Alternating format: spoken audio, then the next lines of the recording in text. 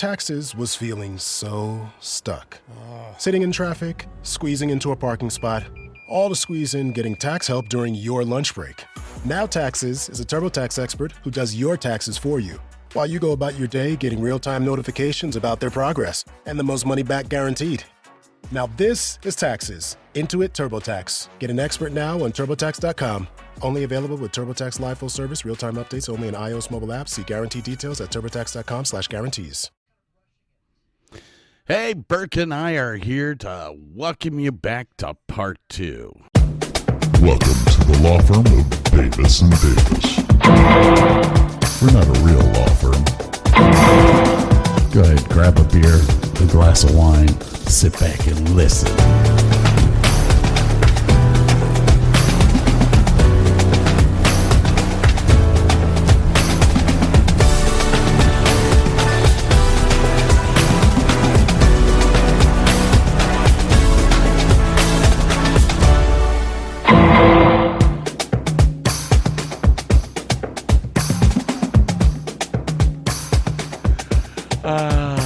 Okay. We're up to what, number 7? Yes, we are. 7. Guess what? What? I have more photos.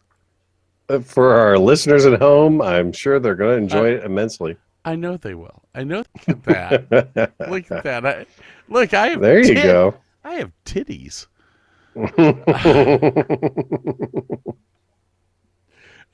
The sad thing is that my sister's like 5 years younger than me, and mine are bigger than hers. Sure, that pissed her off to no end. No, trust me, she grew. This is I have no clue what year. This was actually before the Go Out West trip, but. Yeah, I was going to say that's a pre-80. That might be 1980, 1979. This is probably 19. Maybe 81. 79, 78. And you'll see in a second.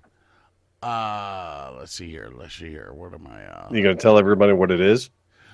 It is Niagara Falls. My father traveled a lot. So when he was home, we would go on vacations.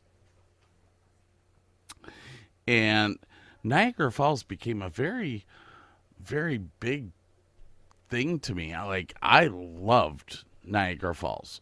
I loved it when we went there. We always went to the Canadian side. The Canadian side actually has a lot of did a fun school stuff trip. to do. Yeah? Yeah, I did a school trip, probably 7th grade, to Niagara Falls, and we did the Canadian side, and it's really nice. You got the dome restaurant, and all the good stuff's on that side. What was your favorite part of Niagara Falls? Oh, going down to the base of it.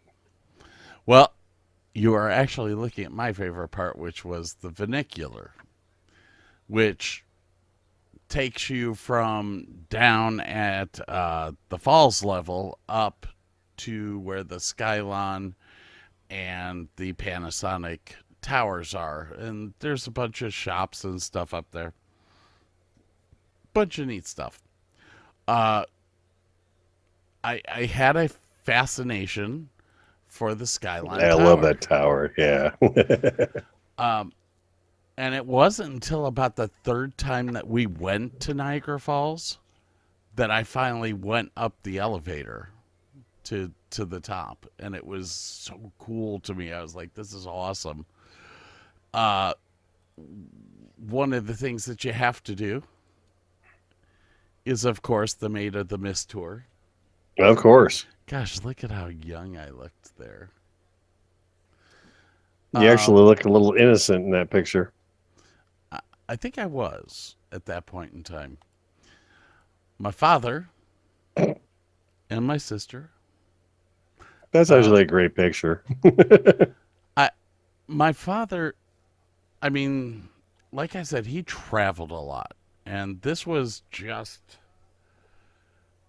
I think he had just gotten back from New Orleans. And he lived down in New Orleans for probably 2 years when he was doing that project. So we didn't really get to see him. And, you know, he's kind of, you could tell he's a nerd. He's us. He's us.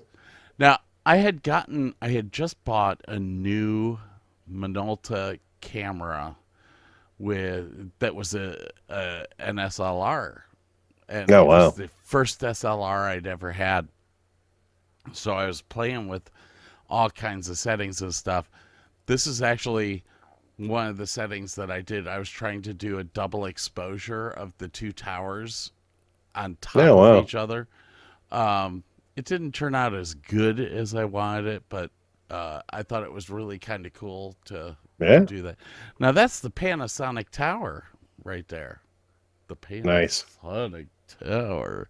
The Skyline was... Dude, I love the cars. Holy crap. Look at that. Look at all the station wagons and you see that right there? The Dodge Econoline vans. Holy crap. You see that right there? Oh yeah. That's ours. That is my dad's arm hanging out of it. I actually looked at him. I was like, I need to go get a picture of the Panasonic Tower. And he was like, well, we're stuck in traffic. If you could do it before we go. So off I ran. Wait till you see this one. Yep, that's my mother. Looks nothing like... She's wearing frickin' aviators. Not just aviators, but mirrored aviators. Yeah. Niagara Falls became very important to me because of this trip, and that was why we Burke wasn't with us at this point in time. This was probably 1989. It was my last year that I was at the University of Akron, and Nicole Pezzi and a bunch of us. There were 5 of us in that car. Drove up to Niagara Falls to the Canadian side. Guys, you should have seen the looks on the Border Patrol. As we were crossing the border. 5 college students with absolutely no reason to go there. But we did it. And I did it laying in the back of a Honda CRV, looking out that little CRX. Oh, was it a CRX? Yeah, it was the CRX. You know that little window? I know. I had that car. I know that car well. I'd never been so seasick in my life. It really was the best time of my life, though. I've always had such a great time in Niagara Falls, and only on the Canadian side. I've never had a good time on the American side. I was actually kind of bored on the American side. I was only there once, and we went to the Canadian side, so I don't know. And that's funny because I did a school trip there and didn't even think about that for the list. But yeah, good stuff. Yeah, buddy. Yeah. Alrighty.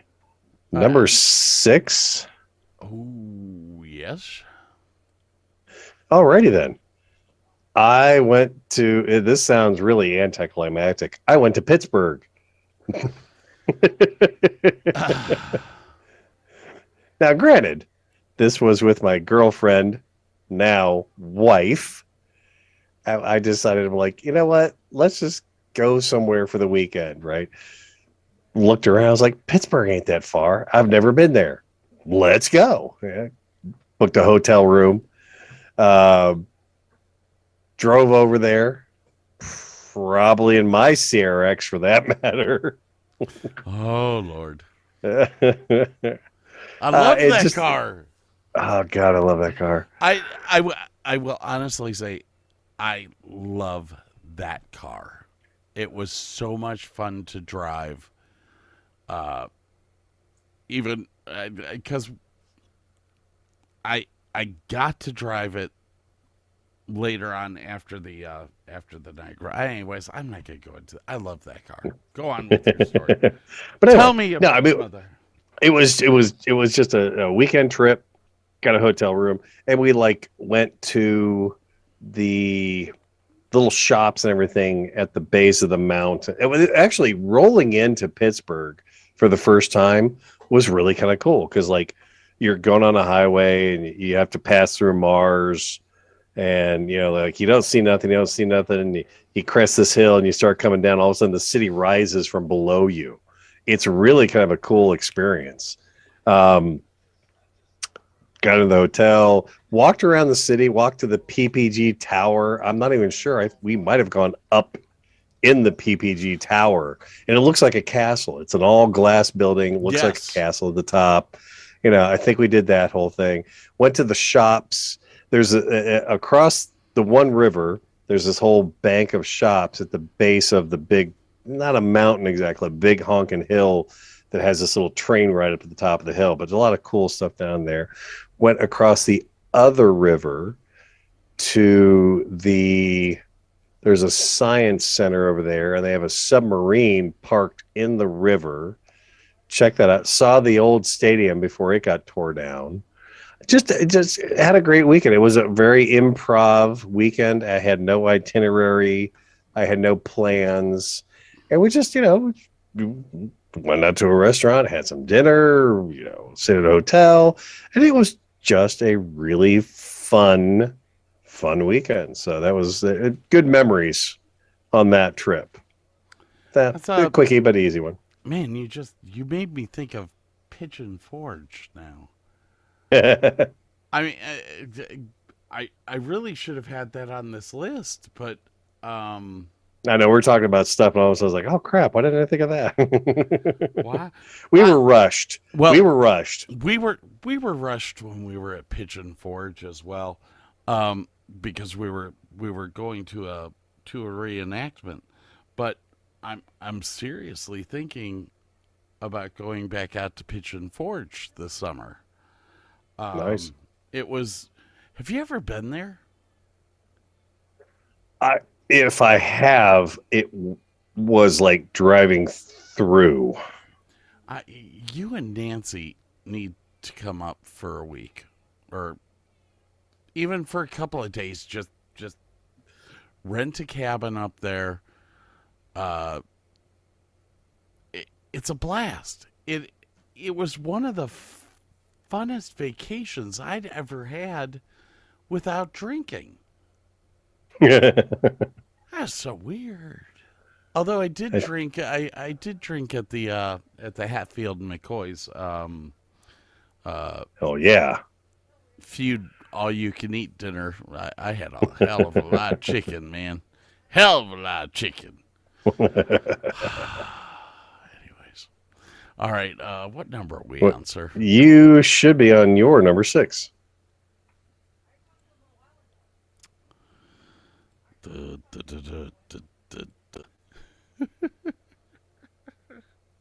That doesn't tell me much. It doesn't. It's a pretty sunset.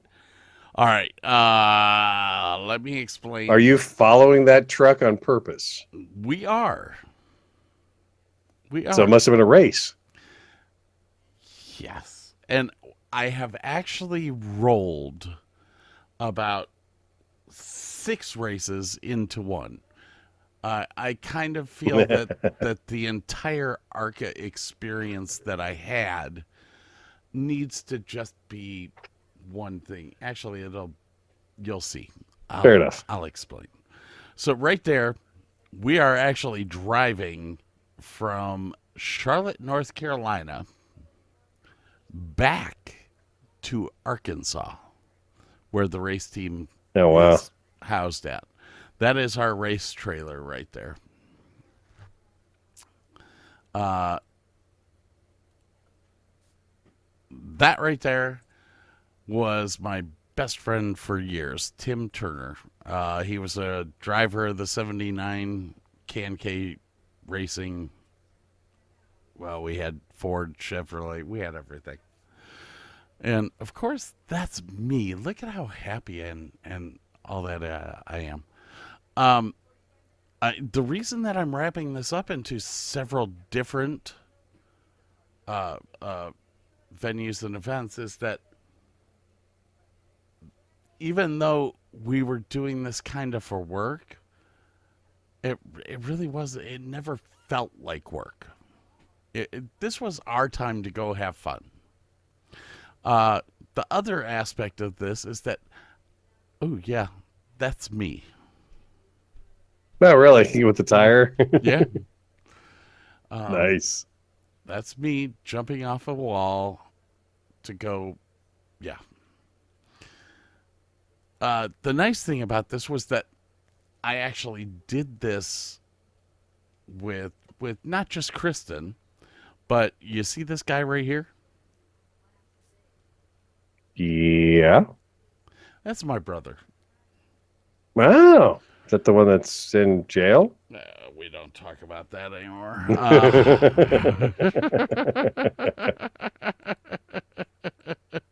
I mention that little detail. This was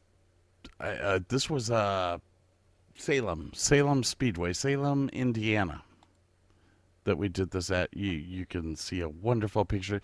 This is Mike Cook and Patricia Cook. She owned the team. He really owned the team.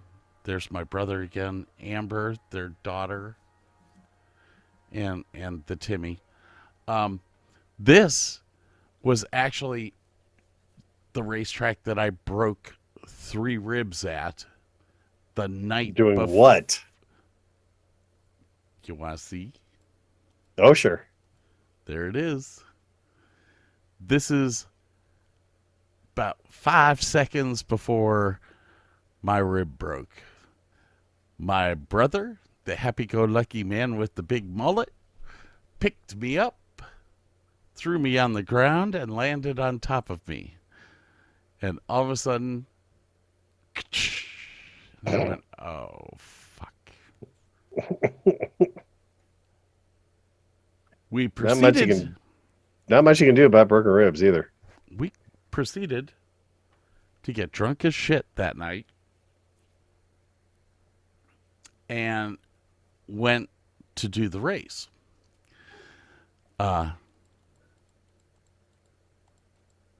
This race. Where you're jumping over a wall with a race tire with 3 broken ribs. Oh, God. I can't even imagine. And this gentleman right here, Mike Cook, who doesn't drink, doesn't smoke, doesn't do anything unhealthy in his life, decided that it would be a great time to teach us a lesson and had us actually do 15 pit stops for no reason at all. I love him. I do love him. He sounds like kind of a Scot to me. I mean,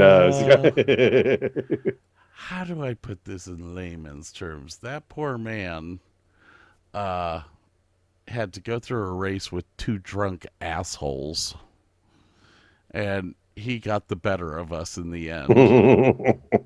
I don't think my brother and I ever got that drunk again. So anyways, that is my number what 6? Yes. Number 6, yeah. That is my number 6, and the reason for that is, like I said, every time we went out, it was like a vacation. Plus, I got to see my brother, who lived in Ohio and I lived in Texas. I got to see him on race weekends. So now I only see him on video chats.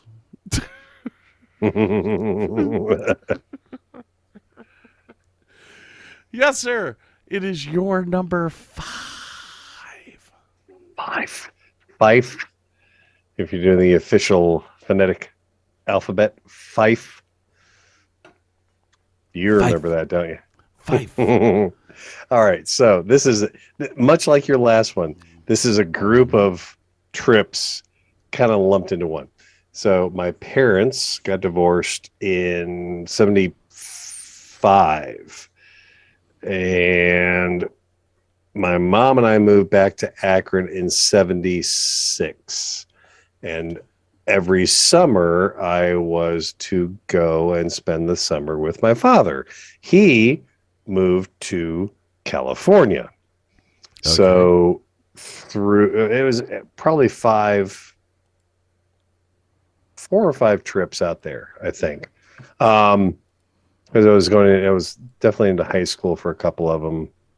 So anyway, originally he lived in Los Angeles, and then he moved down to north of San Diego.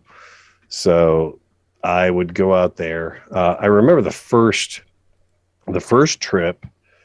It was always a red-eye flight. So I was always a little, jet lagged. But the first time I went out there, he showed me his Atari 2600 computer. Ooh.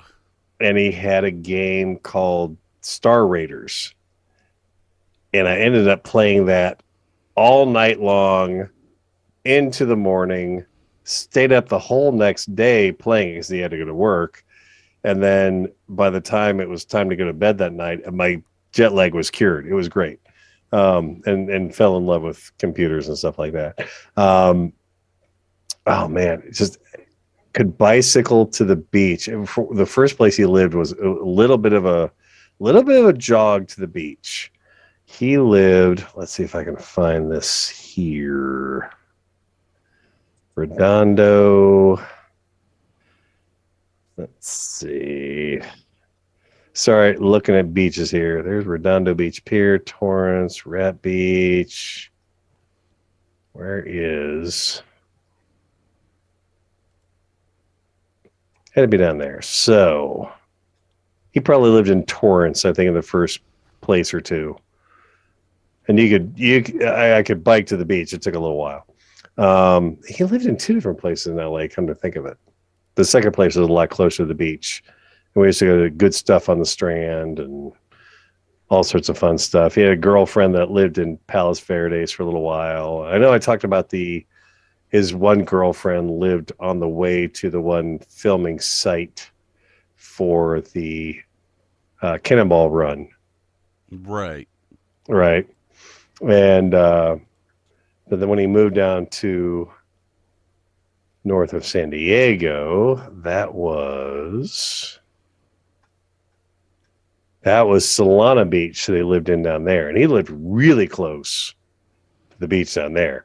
Oh. That was a great place because we drove past this place that did detailing for high-end cars. And my dad had a nice SLR camera. And there was a Ferrari sitting out there. So I jumped on his 10-speed bike with the camera, took it down there, was taking some pictures. And the guy that owned the place was like, hey, I want some pictures of these cars that we detail.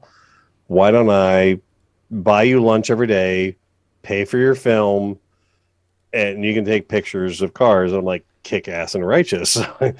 Unbeknownst to me, that the moment I was taking pictures of those original cars, there was no film in the camera. Not a big deal. So yeah. But anyway, when I was doing the stuff for him, I was taking pictures there. And from there, I actually biked down PCH 1, Pacific Coast Highway 1. It's a pretty small road, but it runs the entire coast pretty much of California. I bicycled down from Solana Beach all the way to past Torrey Pines and all the way into La Jolla. La Jolla is a little bit of a trek, but La Jolla had a Ferrari dealership, a brand new Ferrari dealership. And so I took the SLR camera and took pictures of the Ferraris in the showroom down there. So yeah, I got a lot of really good memories. And it's funny because Torrey Pines, there's a pretty famous Torrey Pines golf course. I don't know if they do the Masters there, but they do some big golfing events there. But if you walk past around that and down some cliffs, they have a nude beach down there because it's really hard for anybody to drive and get to. So I've been on the nude beach. I have biked up Torrey Pines Hill. Torrey Pines Hill is, I don't know, 2 miles of, it's steep enough that you have to stand on the pedals of a bike to get up the hill. Yeah. And I was not a professional biker back then. And I could make it up the entire hill. I felt good because like I'd see all these guys that, with bike helmets and the fucking shorts and stuff walking their bikes up the hill. I was like, nope. I'm making it all the way up this damn hill. So and somewhere between Torrey Pines and his house in Solana, I took some back streets because he would go to work and I would have nothing to do. And I would just bike around everything.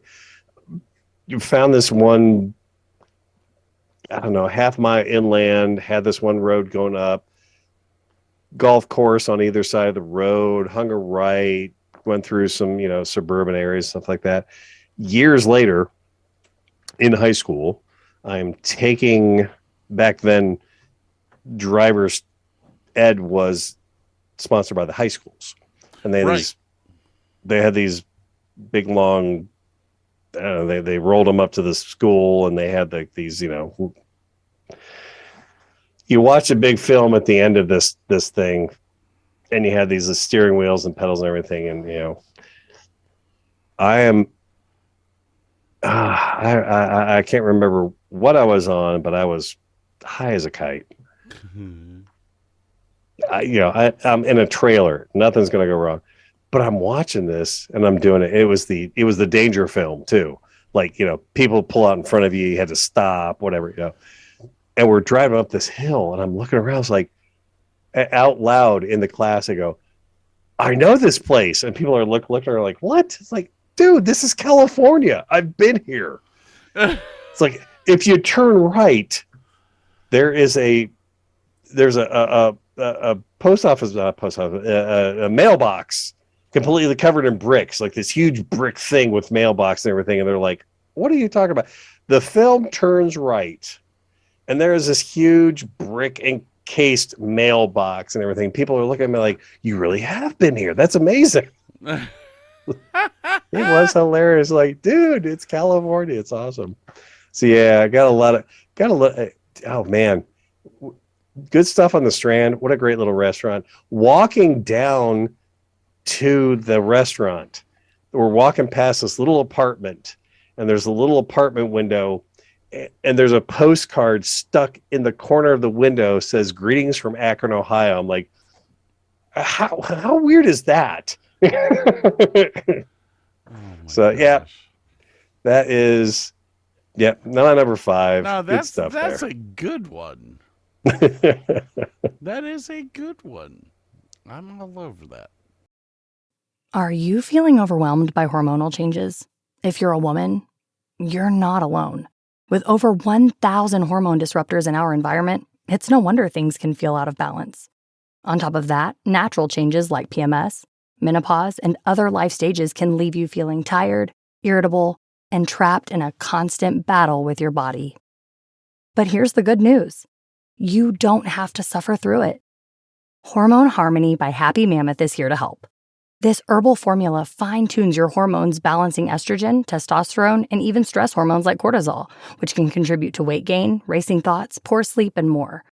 With over 40,000 5-star reviews and a bottle selling every 24 seconds, the results speak for themselves. Ready to feel like yourself again? For a limited time, get 15% off your first order at happymammoth.com using code NEXTCHAPTER at checkout.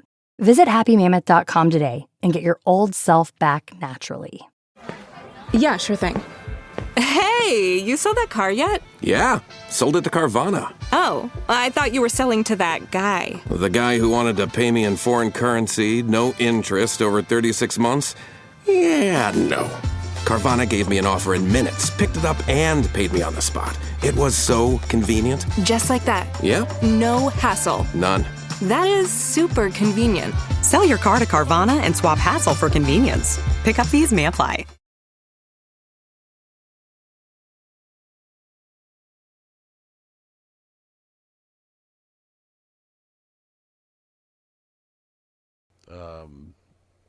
And your number 5, sir? What would that be? Oh, I don't know. I'm looking. Hold on. Hold on. I'm trying very hard to not exasperate. Ooh, there it is. Oh, I didn't mute. I'm so sorry. I don't care. I don't care. Let's see here. What is okay. Where is my Microsoft Word? I had all my stuff written down. I'm the same way. I put everything in Drive because then I can access it from work if I need to. That is true. Let's see here. All right. My number, what number am I doing?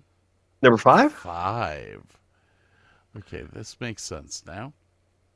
And we are.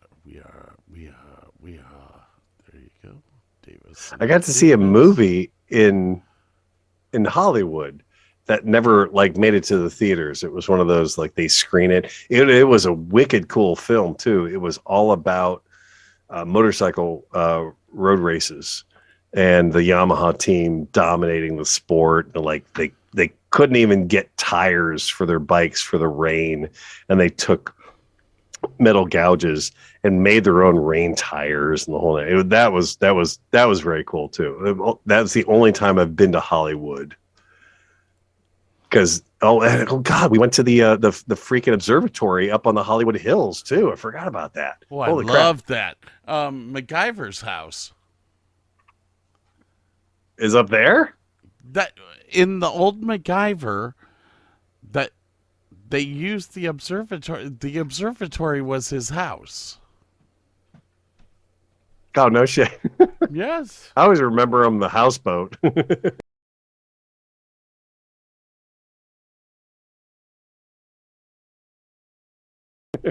My number 5 Remax. takes us back to racetracks, and I'm sorry. Racing. This Oh.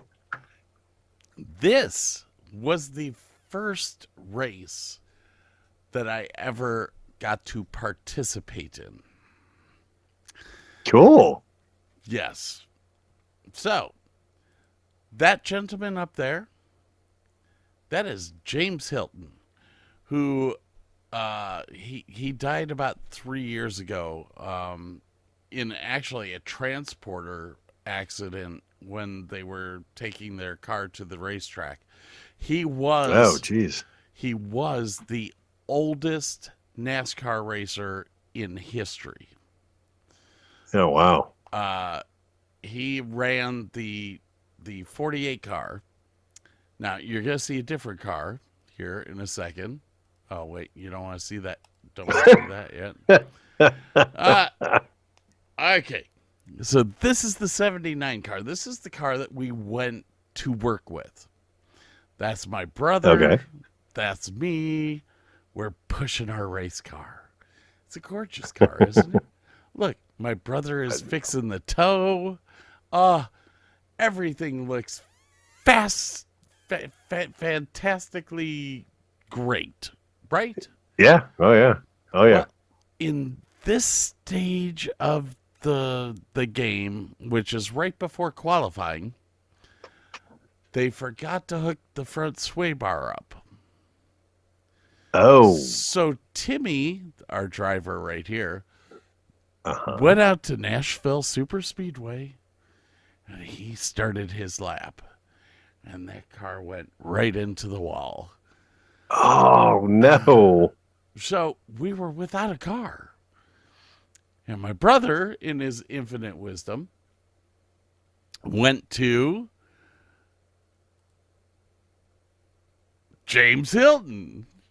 Said, hey, do you need help? And he got us a job. So we did our job. So the team you were working for wrecked, Yes, failed to qualify. So and you found another team that needed some help. now, because this was the first race that we were working, I felt that it was important to get there a day early. And whenever my brother and I get together, nothing good ever comes out of it. I don't know in this picture if you notice the fact that I'm in my underwear. Oh, that's you. B, there's a beer in my armpit. C, somebody placed a bunch of $100 bills on top of me. And D, my fat gut is sitting there. Now, here's the fun thing about myself, and you will see this in another one that I do. Whenever I go and do something, I try to add something to that trip to make it memorable. That is not it. But I do, because like most of the trips that I take are because of work. And you know, graciously, Kristen follows along with me. Kristen has seen every country or every state in this country. Oh, wow. Anyways, to make Nashville a more memorable thing, on the way back, I decided that we needed to stop in Memphis. That's a big egg. Memphis is a great... Look at how young she looks. Oh, my gosh. She still stands like she's 95 years old, but hey. So we decided to go through Memphis, but as well, I took us up to a place called Millington, Tennessee. And anyone who's served in the Navy knows that Millington, Tennessee used to be the naval base where you got trained for A school. Okay. What A school is aviation school. So if you were hired or you were going into the Navy to work on jets, you would go to Millington for A school. You would go to Millington to work on helicopters. It's where I went to school to learn about hydraulics in aircrafts. Okay. So I was like, oh, we've got to go by Millington. So I took Kristen by Millington. That right there, this building right here, is the dining hall for Naval Air Station Millington. And I ate there for many months. I was there. I was stationed in Millington from August 1992 until like February, March of 92. Yeah, somewhere around there. Whew, long time. So that, my dear boys, was my, what was that, number 5? I think it was number 5. Let me bring this up. Sorry, playing with sound effects there. That was my number 5. Very nice. Alrighty then. That means I am... Oh, I'm the number 4? Okay. This one's kind of fun. Walt Disney World. Although I have also been to Walt Disneyland as a very young child. But Walt Disney World. When I was dating my now wife. Yes. I was living in Canton. My mom had been to Disney and fell in love and said, I got to take you.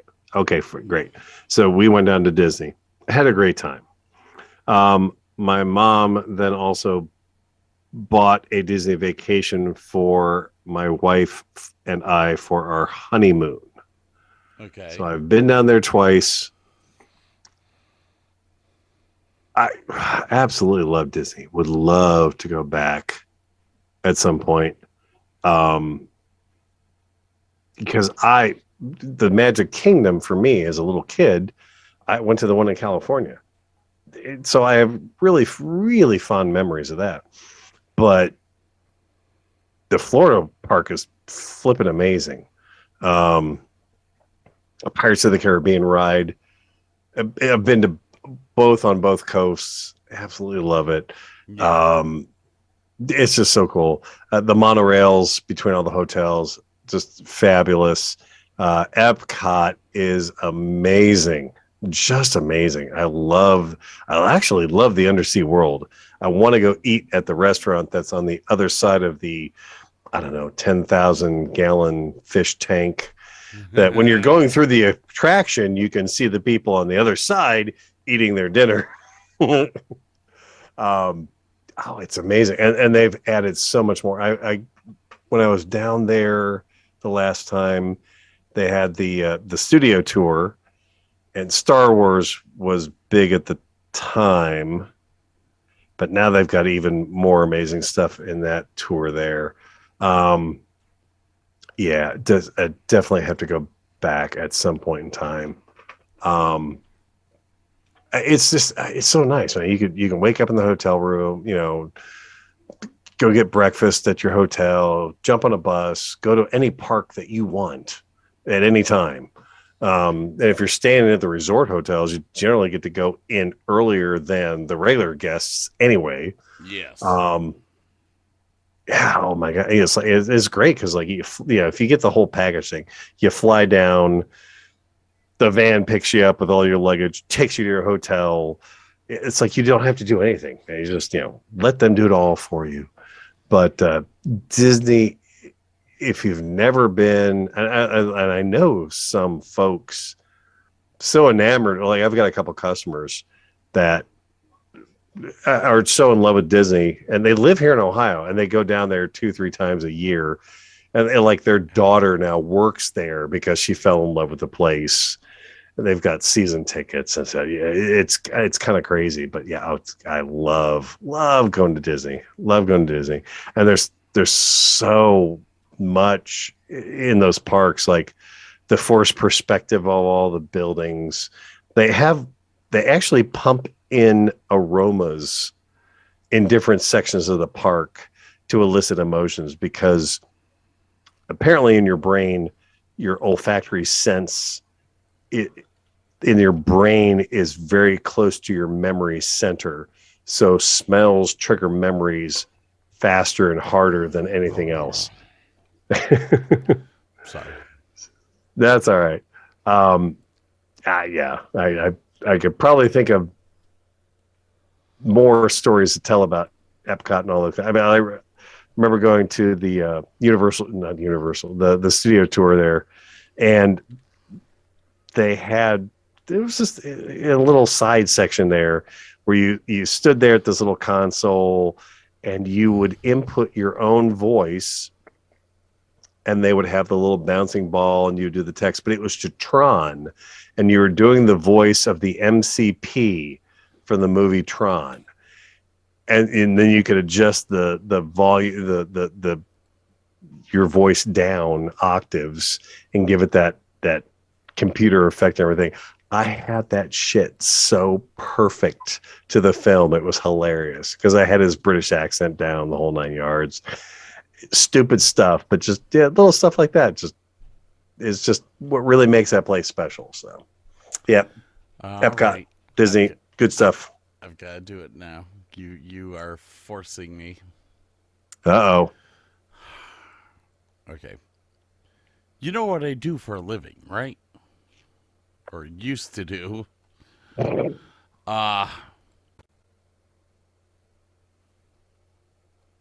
All right. See this place? You can Yes. purchase Oh, wow. for all the way up to Scent machines. 5,000 square feet, 10,000 square feet. This one is the programmable timed one. Where is it? Where's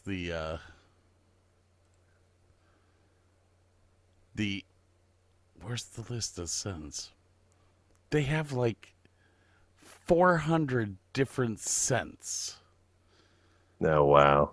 I actually learned about Froggy's Frog. Now these guys actually work in the entertainment industry, but they wanted to start a business that that did fog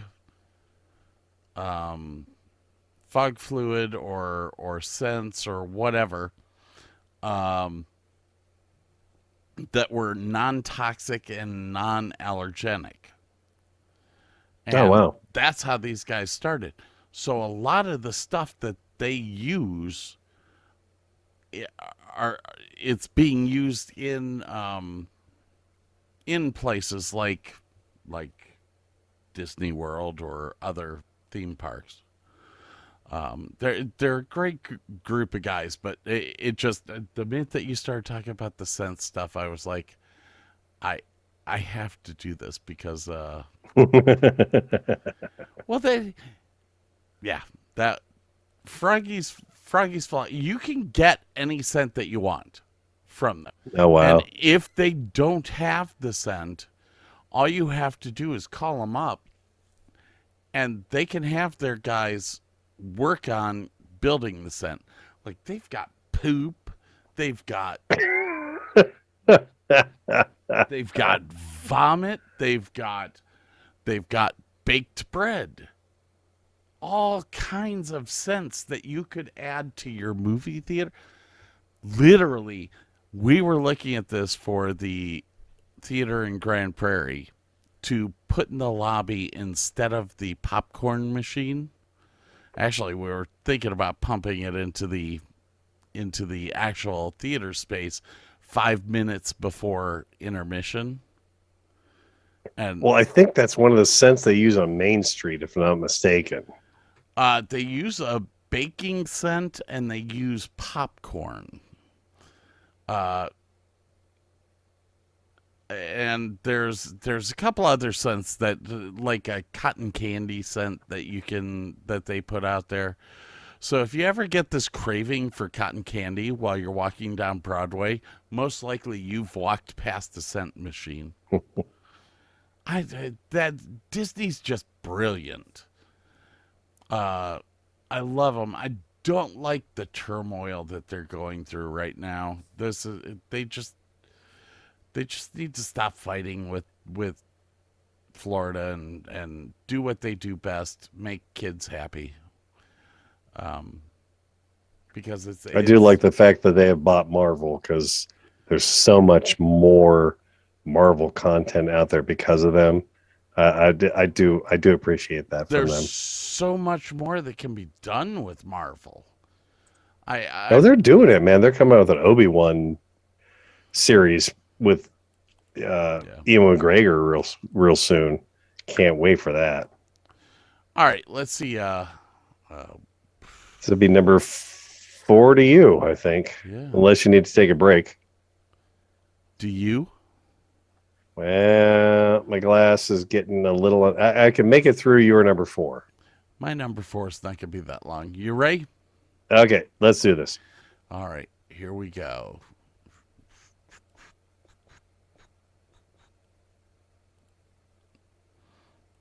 Mm-hmm. Oh, you don't see anything. Boom. Your desktop is fucked up. Do you see what that is? Do you know what that is? it is a city skyline, but Which one? I I would say if you were is it Texas? if you were a sports fan, I could show you this, and you'd be like, "Oh, I know where that Yeah, is." if I was a sports fan, I know that right away. But is it Texas? It is not. Okay. It is. Minneapolis. It is not. It is. Okay, I give up. Seattle. Oh wow. Okay. It is Seattle. Oh, here, let me. How the hell do I rotate that? There you go. No, there we go. Perfect. Yeah, that's pretty. So I was sent to Seattle with a U-Haul full of audio equipment to do a show in Seattle and Vancouver. I was sent by myself. Here, take this stuff. Go do a show. Okay. So I looked at Kristen and I said, you want to go do a show? We're doing Sylvia Brown, the psychic. You want to go? We're going. She's like, yeah, okay. So we hop in a U-Haul. We start driving from Texas up into Oklahoma. We get pulled over immediately in Oklahoma and asked if we are hauling drugs into the center of the country. And I'm like, dude, there's microphones, speakers, and a few lights. What the hell do you want? And then he had the gall to look at me and go, does your truck have a governor? I said, yes, it has a governor. I will never go over 70 miles an hour. Your speed limit is 75. I think I'm fine. So he let us go. But like I said to you, when I go do a trip, I make something out of it. So my friend, what you're trying to say is you do something stupid. Usually, kind of like going and seeing a waterfall on the way home. Well, that's pretty. I would go see that. We went up to Seattle. We did the show in Seattle and Vancouver. While we were in Seattle, we stopped and visited Kristen's friend from high school who had just gotten married. And I'm telling you, we got drunk as a skunk in a freaking bowling alley. It was awesome. We had such a good time. We then proceeded to... This was the trip that Jeff kept looking at me. Jeff was the one that I was telling you about that's kind of a little bit not right. Okay. He's almost on the autistic spectrum. Like, okay, everything has to be perfect with him. So I hung the light over his soundboard. Yeah. Him and I get along really well. Anyway, so he was out there. We did the 2 shows. Kristen hung out with her friends. We got drunk. We had to drive back. So on our way back, these falls are actually right outside of Seattle, close to Mount Rainier. Okay. It's fucking gorgeous. We drove all the way through the whole Mount Rainier area in taking the long way home because we could. Yeah. And it was an entire day of gorgeous looking shit. I love that. So let me get past it's so gorgeous. Look at how young I looked there. Yeah, that whole area out there is just I follow a couple of boating people out in that area, and it just looks stunning. Oh my God. It really is. So this is us at the Yep. Yep. Okay. Oh, here we go. Oh, wow. So we're driving home. We drive through Idaho. We drive through different states. And I'm driving, and there's a sign. This is like 5 o'clock in the morning. There's a sign that says the Golden Spike National Historic Preservation Society, whatever it is. It's some historic monument. And I'm like, oh, we need to go do that. I mean, if it's on the way It's home. a historic monument. It's on the way home. Why wouldn't you? Kristen's sleeping. I'm like, okay, I'm going to pull off. So I pull off. In my infinite wisdom, I did not realize that it was 145 miles off of the highway. Just a slight detour. It's just a slight detour. Little one. SM Mole. In the end, we did get there. Wow, that's a wicked looking steam engine. That's cool. I'm having this picture blown up to go over the couch. That's a great picture too, isn't it? That is beautiful. I took that. Kristen will say she did. There you go. That's where the Golden Spike is. That is where the two railroads met. That's kind of cool. To continue on our trip, what else do we do? Well, we got to cross the Continental Divide. So instead of taking the direct route home, we drive through Colorado. So we've now gone out and come back. And now we're going. So yes, Kristen and I went and hit the Continental Divide. We hit it at 7,000 feet instead of the 13,000. But like I said, we made. I forget where this monument is. There's a monument to Abraham Lincoln. That's funky looking. Oh, it's weird too, man. It just kind of comes out of nowhere. It's just there, and you're like, "What the fuck?" Stone-esque obelisk and his head on top. That's funky. And his head on top does not look right. That dude been smoking a bit too many jokes. Do you think the founders of our country smoked pot? I think they did. Oh yeah. Well, I mean that's why it's illegal now. I know they did. Anyways, so yeah, that was what, my number 5, which means number 4. That means all we have left is 3 and 2. 3, 2, and 1. Yeah. So all right, quick break. Hang on. I've got to. What am I gonna play this time?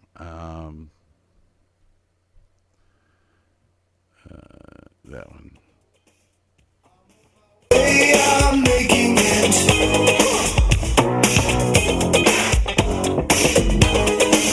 I've got to make it show, yeah.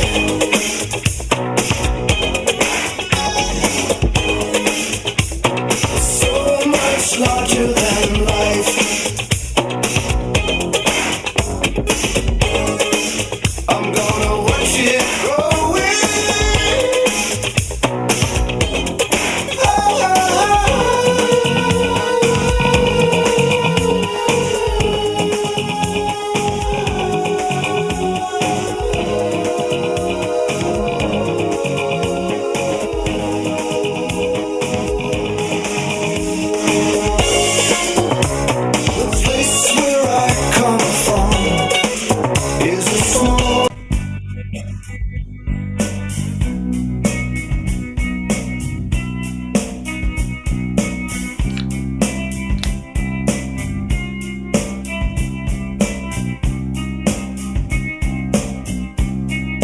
When you were here before,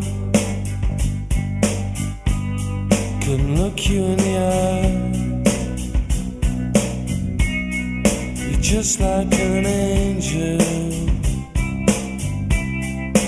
skin makes me cry. You float like a feather in a beautiful world. I wish I was special. You're so fucking special. But I'm a creep. I'm a widow. What the hell am I doing here? I don't belong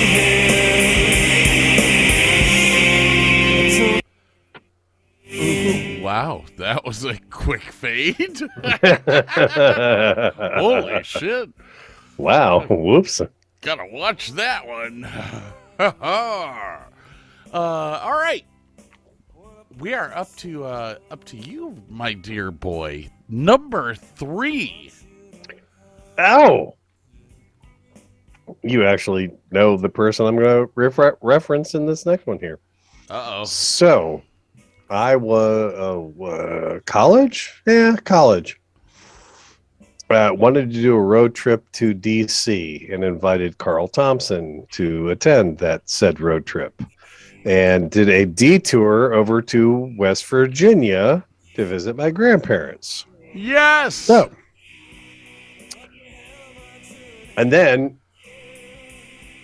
a girl that I went to high school with, who was the sister of the guy who played lead guitar in a garage band I was with in high school, lived in DC. So it was kind of a 3-part trip. Figure we were going to DC to visit her. Hey, we'll do the DC sites. Hey, West Virginia right there. So it was kind of a 3-part trip. So I went, visited my grandparents for a little while, had a good time there, headed on over to DC. And like I said, I had lived in Manassas and we had done a couple of trips into DC specifically for the Smithsonian. I love the Airspace Museum. I love the Natural History Museum. I desperately want to go to the Modern Art Museum. I've never been there. But yeah, so yeah, big ass road trip. And I think we actually drove around some of the monuments, which in that traffic is it's not as bad as Manhattan. It's bad, but it's not as bad as Manhattan. So yeah, just kind of did the road trip to DC. Had a great time. Went and visited with Jeannie. She was in Gatlinburg, which I think was just right over the river from DC there. Yeah, that was just a great trip, man. Although I had a really horrible, not a cold exactly, but like I was losing my voice and I was just sucking down cough drops like they were candy.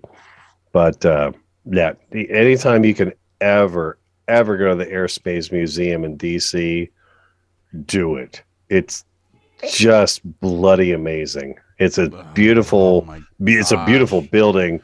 The stuff inside is mind blowing. It's just, yeah. I actually, I almost put this on my list. I almost put that in 19. Okay, it had to have been 1985. So I had to have done the Out West tour in 1984. In 1985, I did the National Boy Scout Jamboree. And we stopped in Washington, D.C. I got to go to the Air and Space Museum. I have pictures of it.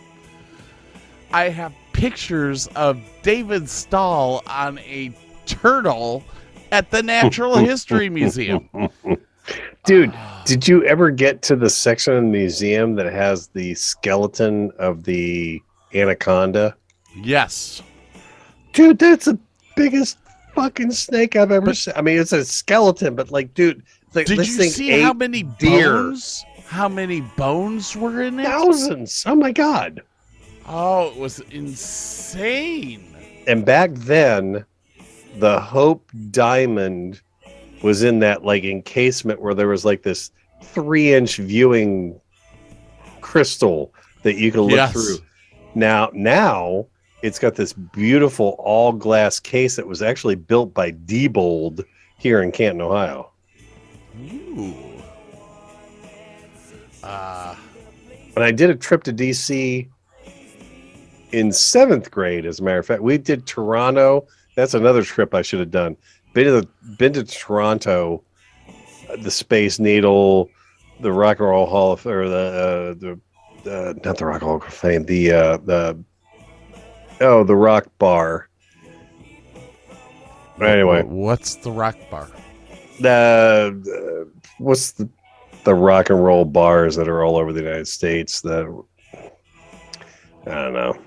But anyway, the weird thing about going to Toronto is if you go use the subways, it looks exactly like the New York subways, but pristine and clean. It's the weirdest damn thing. Same tile, same architecture, same everything, just clean and white. Huh. It's freakish. Let me turn that off. Okay. You know what that song was based off of? Which one? The one we're listening to. No. It was based off of a song based off of a Rolling Stones song, which is why it sounds so good.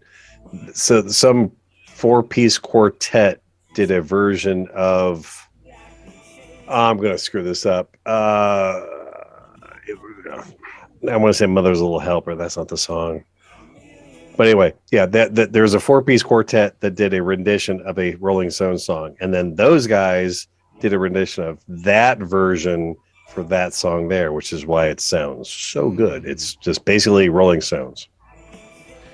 That is very interesting. The cat is dying for pets. I must stick my finger in its ear, and for some odd reason, the cat's like, yeah, that's the spot. Isn't that what your kids are for, though? What, taking care of the cat? Yeah, giving it love. No, the cat only wants to be touched if it is sitting on my computer desk. That's the only time the cat wants to be touched. All right, are you ready? Do it, baby. Do it. Montego Bay, Jamaica, I have no photos because this was actually my honeymoon with Sandy. But we burned all those photos. Yeah, there are no photos left of that. However, the trip other than her was fabulous. No, even with her, it was fabulous. We had the best time. I think that was the only time that we had a great time. Well, it was a gift from her father, so I didn't have to pay for it, which made me very happy. Very happy. I'm a stingy little bastard. Yeah, it was a great week of doing absolutely nothing after dealing with a wedding that was a freaking pain in the ass. And I was there. Yeah, and Burke was there. Well, you saw how big that was. I mean, I've seen bigger weddings. Here's the thing. We'd lived in Ohio for 6 months, and that was a huge fiasco of a feat to pull off. 100 people from Texas, 300 people from Ohio. That was a big fiasco. So we ended up having to leave to take a little bit of time to ourselves. A little time out. And it was a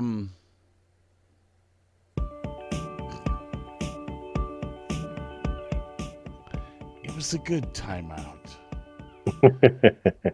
there was a lot of booze involved, and I'm gonna tell you right now, And the Mediterranean and beaches. booze makes your Hispanic crazy wife look a whole lot better. Makes them all look better. What are you talking about? Sorry, I just thought of. And man, that kind of ooked me out. It was no, it really was a good time. She and I went and did Dunn's River Falls, and I don't know if you know anything about Jamaica. I think I have seen those falls. Probably one of my sailing channels. Yeah, really pretty set of like gentle falls that are like multi-level and you will the 007 at the base of Dunn's River Falls. I gotta look that up. Except the cat's in my way. Cat, move. Oh, look that baby up. Oh, excuse me. Cat, come on. Oh my God, cat. All right. You can't look it up with the cat there. Nope, cannot. Dunn's River Falls, Jamaica. Yes, I meant that. Images. Yes. Yeah, the multi. Yes. Yeah, that's a beautiful place. Holy cow.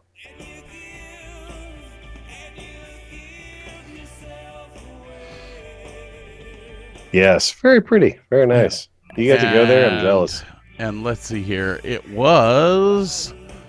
Here we go. 007. James Bond, Gunnar Schaffer at the Dunn's River Falls. Which movie? It was... GoldenEye. No, Ian Fleming's GoldenEye House, blah, blah, blah, blah, Jamaica, blah, blah, blah. Here, I can actually... Oh, just do that, dude.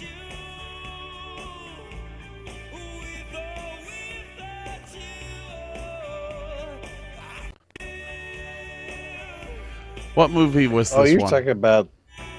No. Is that Dr. No? Yeah, that's Dr. No.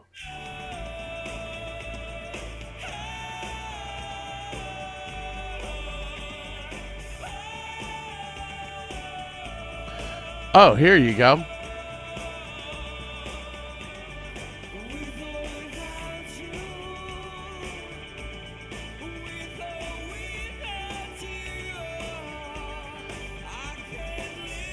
Oh man, it's been so long since I've seen Dr. No. I forgot they had that scene in there.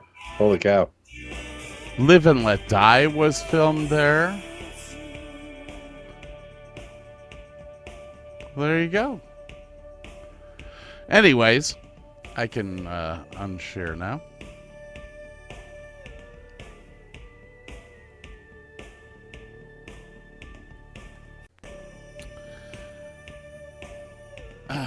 So there you go. Kristen, holy shit, I'm gonna get divorced. Sandy and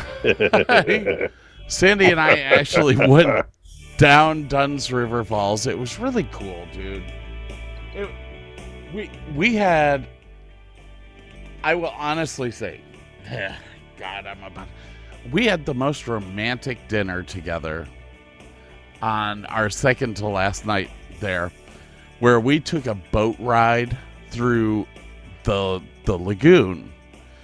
And in the lagoon, well, we took a boat ride through the lagoon to a restaurant, but this lagoon had a bunch of mollusks or whatever they're called, that when they're hit or interrupted, they would light up.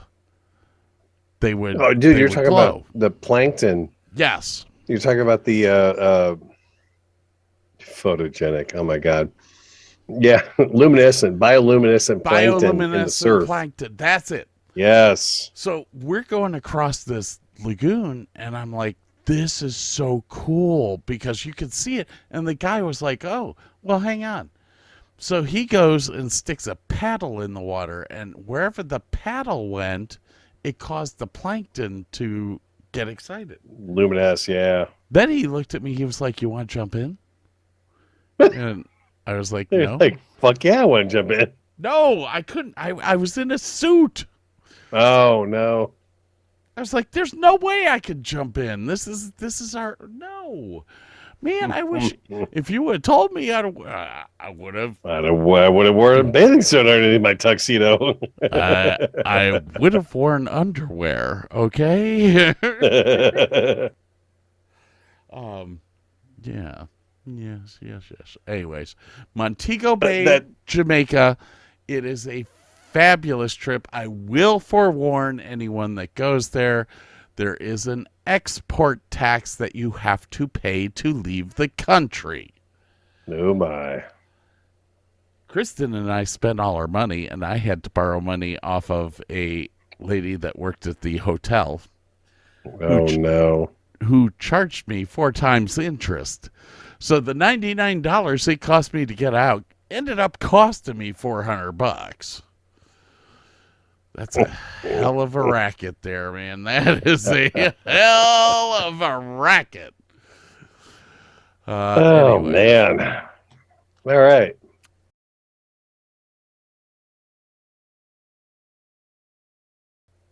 Up to me? We're up to you. And I decided Number to 2. play like a really, really depressing song. Go figure. All right. So, and I cannot remember what year this was. This is up in Sandusky, Ohio. And this is before they changed names. We went, both daughters, wife and me, went to the Great Bear Lodge Water Park up in Sandusky, Ohio. And I believe Mackenzie was probably 6 years old, maybe. Little scared of like the big buckets of water that poured down, all that kind of stuff. Once she was in it, though, she totally dug it and totally got into it. And we were talking about this the other day, just a couple days ago, as a matter of fact. And my wife was like, every time we go on a trip, I forget to bring something. Like we went to Toledo. She forgot to bring a hairbrush completely. We went to the water park. What did she forget? Her bathing suit. Oh, no. But fortunately, there's a shop there that sells bathing suits. So we bought her bathing suit and everything. Just a really fun trip because like there's like the little adult section off to the one side with a hot tub and you can drink. But you can then jump out of that and go and do the water slides. We did this also like in the cold weather. Like, I don't know if it was January or February. It was all just the indoor stuff. I guess they have outdoor pools also. Like you can jump into some of these water slides and it'll dump you out to the outside pool. But all the indoor stuff, I mean, it's like 80 degrees plus indoors, which is awesome. All this water stuff, all these slides. It was just a good time. You know, we took, I think we took my niece up there with us, if I recall. And I just had a blast, man. There's so much stuff to do. We, played in the arcade for a little while. We had dinner in the restaurant that was there. The rooms were like totally kick-ass because they had this like log cabin look. Like they had these bunk beds, but it was like all log cabin looking. Like they had these like little steps and stuff so you could get to the top bunk and all this kind of stuff. But yeah, just a great weekend. Like if you're stuck in Ohio, like a lot of fun. Yeah, if you're stuck in Ohio and it's cold outside, go to one of these indoor water parks. They're awesome. They're just a blast and a half. I'm all over that. Yeah, buddy. All right, what do we have next? Your number 2. What is my number 2? No. Oh, my number 2 is the last one that I have with photos. So, yeah. For all our listeners at home, for your viewing pleasure, You will enjoy every minute of what you're about to see. here.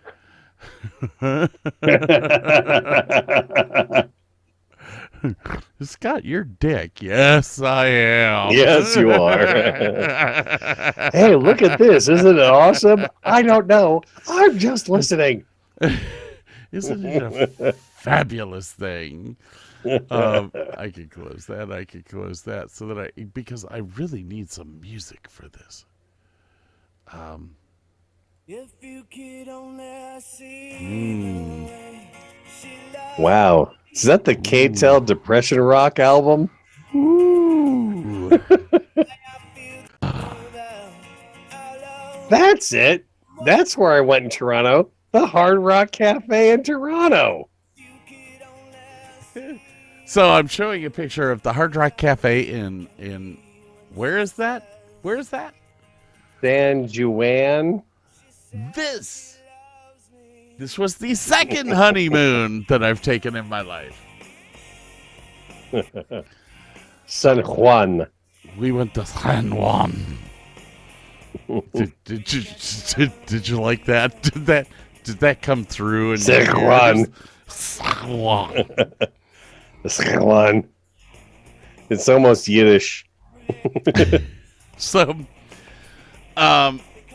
we went to San Juan, of course, for we didn't go there until 2 years after our wedding was over. Sorry. Now that's San Juan Capistrano is where the swallows come back, right? Yes. Yes. You see this picture here? This is California, right? No. Puerto Rico. Oh, my bad. Wrong San Juan.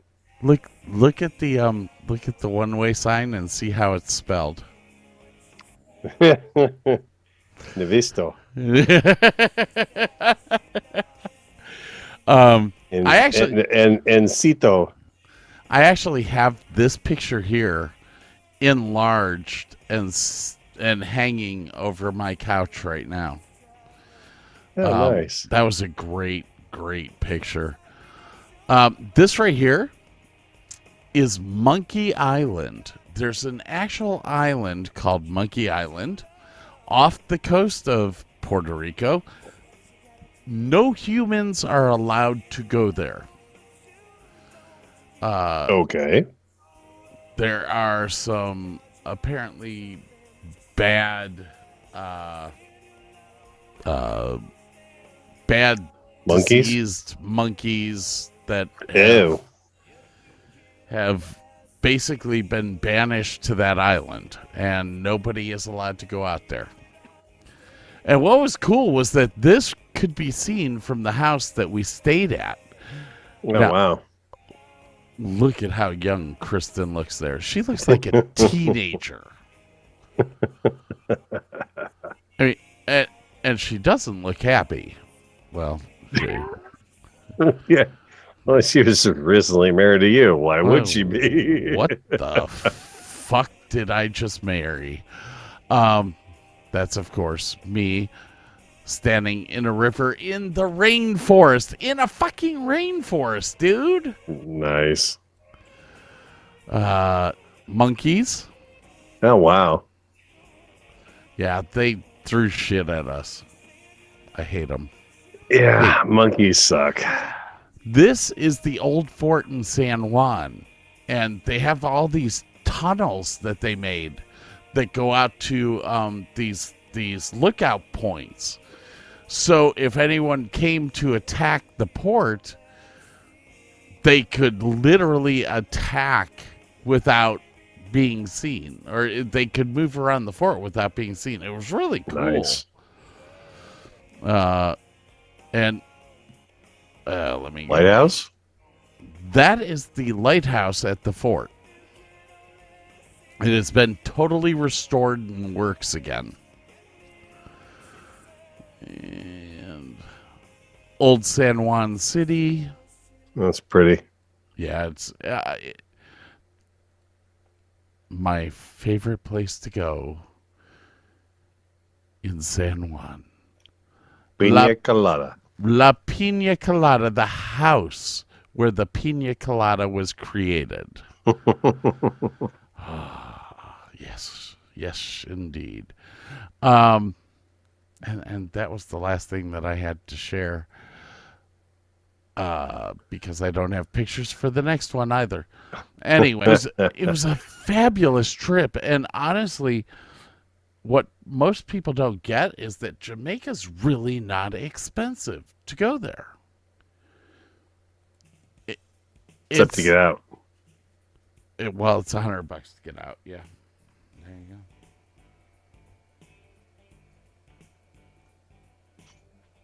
Anyways, alrighty then. We should be up to your number 2, shouldn't we? No. We are up to my number 1. So just a couple of years ago, my daughters, for some odd reason, followed in my footsteps of wanting to do theater. Both of them were in the marching band, but they were also in the band that played in the theater department. And the high school they went to has got the most fucking amazing theater department in a high school I've ever seen in my life. Ooh.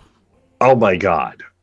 Like, it's professional level equipment and theater and production value. It's amazing.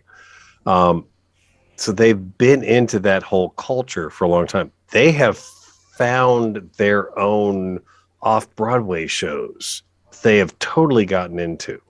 And they've both found this show called Be More Chill, which was on off-Broadway when they found it. It is now currently on Broadway. But anyway, I digress. So they decided, and my oldest daughter had done a job interview in Manhattan, and she took a train trip out there to do this. She didn't think she was going to get the job, and she did not get the job. No big deal. But she did this train trip to Manhattan, got there, did the job interview, came back. And so then they were like realizing, wait a minute, we could go see the show that we really like off Broadway in Manhattan with just a train trip. And they were like setting up this trip to go see it. They bought the tickets, everything. And my wife was like, I don't like the fact that both of my daughters are going to be on a train and go to Manhattan, blah, blah. Why don't I drive them there? Oh, okay, God. Great. Then my wife was like, hey, do you want to come to Manhattan with the three of us? I'm like, sure, why not? So I took some vacation time. We all jumped in the CRV. I drove us out to Manhattan, found a hotel in New Jersey, right on where you jump onto one of the roads that dives down into one of the tunnels that goes across into Manhattan. Cool. Not terribly expensive. Great, whatever. Go there, get the hotel. I decide, okay, you know what? Let's drive into Manhattan on a Friday night and go get some dinner because, let's face it, we're in New York City in Manhattan. We should go have dinner. Oh my God, dude. I've driven on racetracks. I have driven limousines. I have driven fire trucks. None of that prepared me for driving in Manhattan on a weekend. It is the most terrifying, exasperating, pissed offness. Don't do it. If you ever go to Manhattan, get a hotel in the city, take the fucking subway. Just don't drive there. It's hell. It's hell. It's hell. Don't ever do it. I did it successfully. I will never do it again. I will never drive in the city of Manhattan as long as I live. But the whole trip was awesome. I had been to Manhattan my freshman year in high school for a high school trip. It was really kind of cool because like the hotel that we stayed in back then was right on Broadway. And then me and the wife and the kids, we all go, down to Times Square at night. It's gorgeous. It's a tourist trap. I don't care. It needs to be done. It's amazing. We're walking around and all of a sudden I look up and it's like, it's the Milford Plaza. That's where I stayed 30 years ago. That was awesome. So saw the hotel that I stayed at in high school. We saw these, but if you've never been to downtown Manhattan, go do it. We dropped the kids off at their off-Broadway show. My wife and I drove up to Midtown to like Rockefeller Center where the NBC studios are and the Rockettes and all that kind of stuff. Went to some dessert place that my wife knows totally about. We bought some desserts there. It was a great trip. It's a long ass drive from Ohio to New Jersey. It's a long drive back. Driving in the city was hell. Got to drive past the Ghostbusters. The firehouse where they had to go, where they had their actual, where they filmed everything at Ghost. But yes, drove past it, took a picture. It was awesome. There's so much more I want to do there, though. Oh my God, there's so many more places where films were filmed. So many more restaurants. It's like we drove down to where the towers were and parked and got out and walked around and went to the memorials. We did not get to go into the museum. I really wanted to go in there because that was a really that the whole 9/11 thing really messed me up. But going there is really an important thing to do if 9/11 was any part of your life. Got a selfie with New York One. I would have loved to have gone down all the way to the bottom of the island and taken a picture where Jay goes into the MIB headquarters because that's right down there, and you can see the Statue of Liberty and stuff like that. Didn't get to do that, but just amazing city, amazing time. I want to do it again, just better the next time. So that is my number one trip. It was awesome. I don't know what music I want to play for my last one.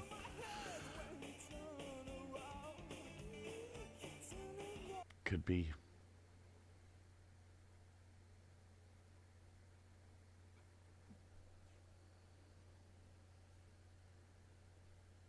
Pick a button.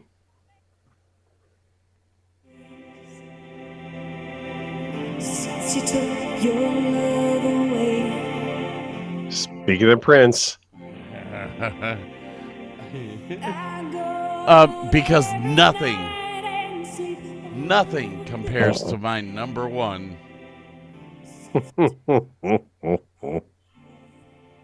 But I'm not going to use the song yet because this is that next week is going to be a rough show.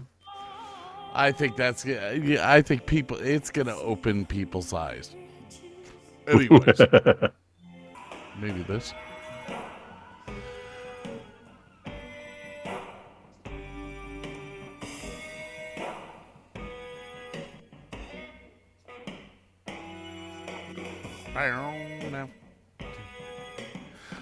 Now, people are going to get enough of this next week. There we go. What the hell was that? Did you hit your mic? I hit my mic. Dumbass. All right. So sorry. Scott's number one is here. This trip took place in 1989. Ooh. Oh, no, it was 1988. Thank you. After my first year in college, I was dating a girl named Donna Parker. Loved her to death. What was it I kept asking her, where are you from? What's your nationality? I'm Persian. I will tell you this. You stroked her hard enough, she purred. Persian. She's gonna kill me if she... Okay. My father got sent to... Yes. My father got sent to a little town in Australia called Melbourne. Oh, it's just a tiny little place. Just a tiny little place.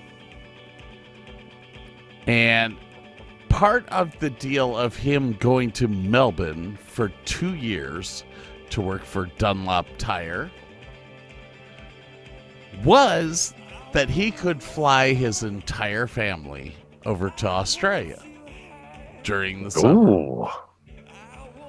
So myself, my sister, my mother flew first to Hawaii. We spent 3 days in Hawaii. Oh, darn.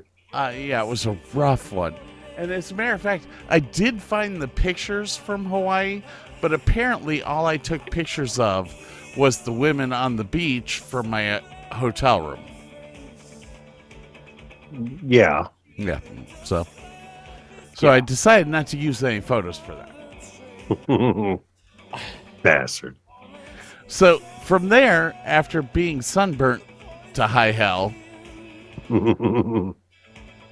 we got onto a plane. Hang on a second. We got onto a plane. Ooh, sorry. I just noticed that I was recording stuff a little too long. That's all right. Sorry.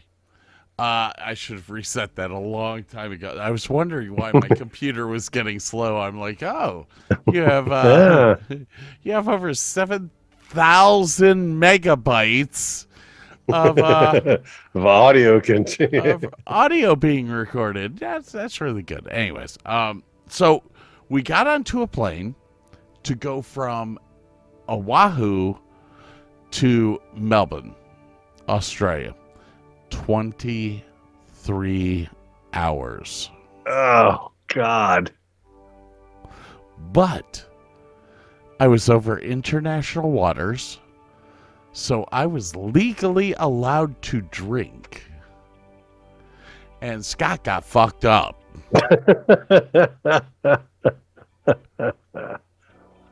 Wait. You're telling me I can drink booze? Alrighty then. Because bring that on. Unlike a lot of people, I missed that grandfather clause on the age limit for drinking beer. Now, my friend Scott Tillman made it, so I always had. I did too.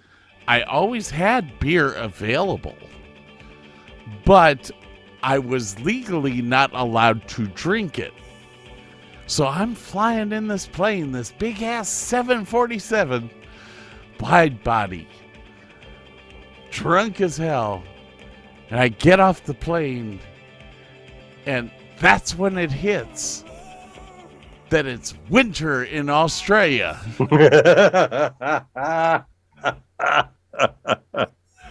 Wait a minute. They have opposite stuff down. Oh, fine. So I went from Ohio winter, Hawaii. Yeah. Ohio winter to Australia winter. I spent 3 months there. Guess what happened? I left Australia winter and went into Ohio winter. I saw nothing but winter for a year. Thank you, Dad. Except for the 3 days in Hawaii. So, I will honestly, it was the best vacation, dude. It was the best time. I mean, at that age of my life, being 19, 20 years old, you start to realize that your parents are actually a very important part of your life. You don't want to be with them all the time, but they are important. And they actually might know what they're talking about, and that really hurts to admit. There's that, but there's the fact that, like I said, my father was always gone. He was either in San Francisco, or he was in New Orleans, or he was in Australia. He was gone for a year, 2 years at a time. Oh, Lord. So I never saw my dad. And here I am in Australia spending time with my dad, learning stuff just like he's learning it at the same time. Like, football there is not football. No. His apartment was right down the street from the Essendon Bombers field. So we went to a game, and I was like, what the hell is this? There was a lawn bowling tournament place right down the street from him. Now remember, this is winter. So not a lot of lawn bowling going on there. But it was just, it was very interesting to me to learn a different culture that I never knew. Now, sadly, I was only 20 years old. I'd just gotten laid for the first time. I wanted to go home and get a little bit more of that. There's trim back in the States. I want to go back there. I really want to go back, Mom. I want to go. So I left early. I left like a month early. My mother and my sister stayed for another month. I wish I hadn't done that, but at the same token, I got laid a lot. It's a tough call. That really is a tough call. I mean, when you're 20 years old, yeah, that's a tough call. But I went. I got to see the Australia Zoo, which was cool. Yeah, I got to see crocodiles.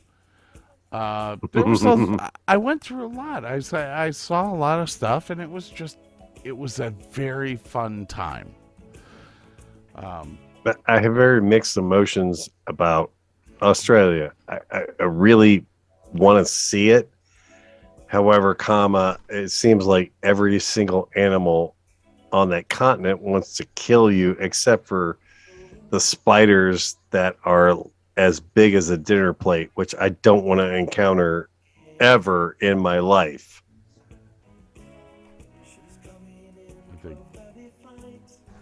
I think Mama Sveti realized that I ate one of her loaves of bread during the break. Well, I might be in trouble. Well, I might be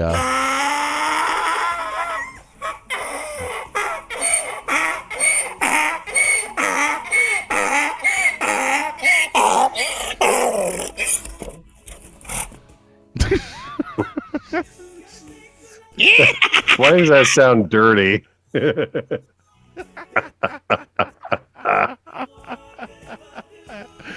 I don't know.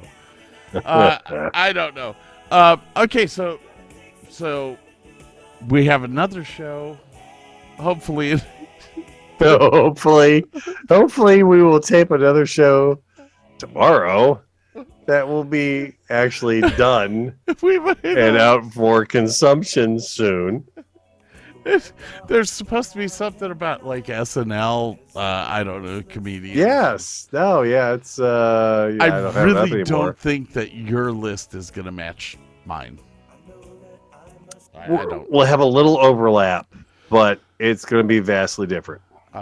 And because my kind of thought was more of my who do I love most, not who is more important to the show.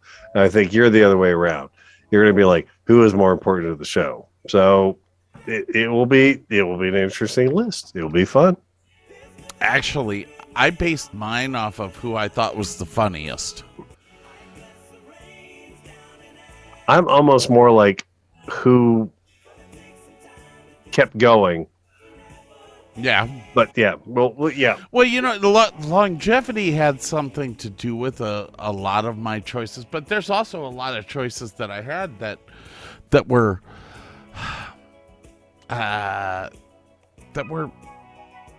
because of the fact that they were just outstandingly funny. Mm-hmm. Oh yeah.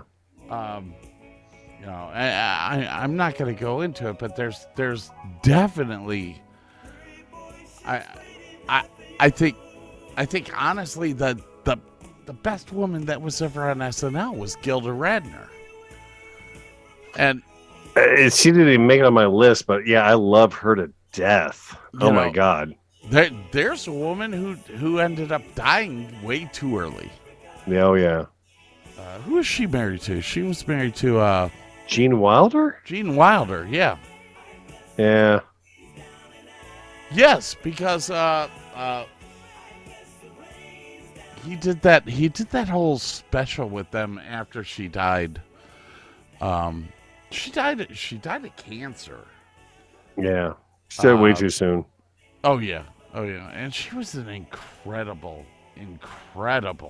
comedian.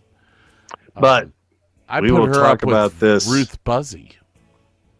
Oh damn. That's high praise. That's okay. Ruth Buzzy actually lives down here in Texas.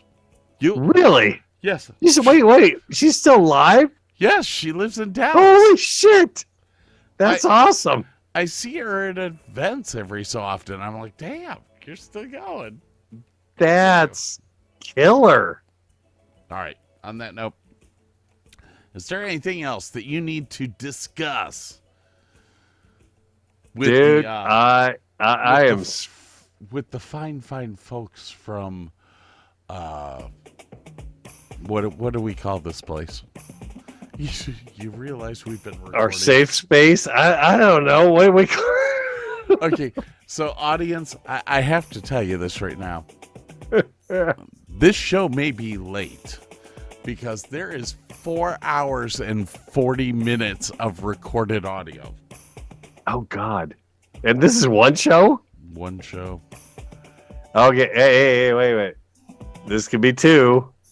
And put us a little ahead of schedule. This is going to majorly be two because I have this funny feeling that when we go to the Prince, that's going to be huge. That's going to take me a lot of time to edit because that's got to be clean.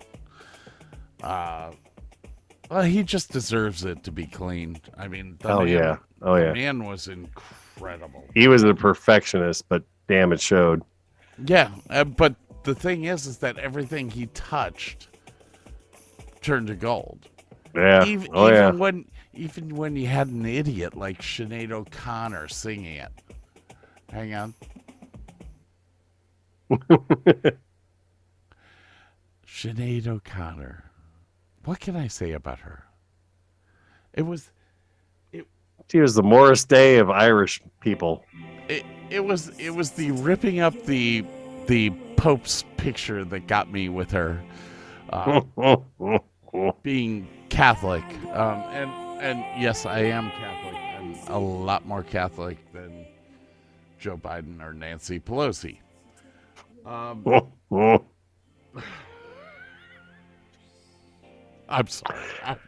All right, we've gone into I've religion expired. and politics simultaneously, which we swore to God we wouldn't do. Fuck it, 4 hours, 40 minutes into it. I don't have anything left, Burke. I have nothing left. I am spent. All right, goodbye, Sinead. All right, say goodbye to the people and let me get us the fuck out of here. Goodbye, people. See how easy that was? Welcome to the law firm of Davis and Davis. We're not a real law. You think I should play the outro? Maybe, but you know what? I don't think we played the intro, so whatevs. I did play it once. You didn't hear it. That's right. I don't remember hearing that part, but okay, that's fine. The fives of people listening to us will not be pissed off, I promise you. Fuck you. You're cool. And fuck you, I'm out.